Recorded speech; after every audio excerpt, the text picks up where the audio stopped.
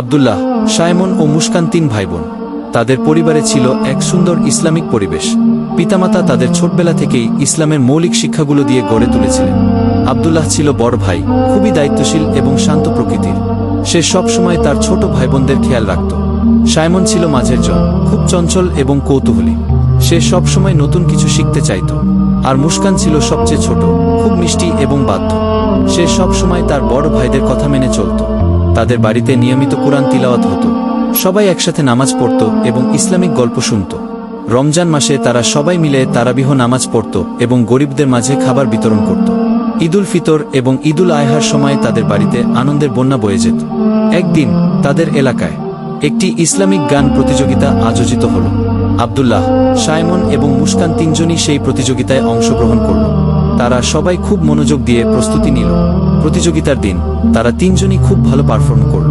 আব্দুল্লাহ প্রথম স্থান অধিকার করল, সাইমন দ্বিতীয় এবং মুস্কান তৃতীয়। তারা তাদের এই সাফল্যে খুব খুশি হল এবং আল্লাহর প্রতি কৃতজ্ঞতা জানাল।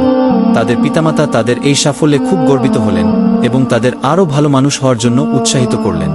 আব্দুল্লাহ, সাইমন এবং মুস্কান তাদের জীবনকে ইসলামের আলো আলোকিত করে এগিয়ে যেতে লাগল। তারা সব সময় একে অপরের পাশে থাকত এবং একে অপরকে সাহায্য করত। তাদের এই সুন্দর ইসলামিক জীবনযাত্রা অন্যদের জন্য অনুপ্রেরণা হয়ে উঠল।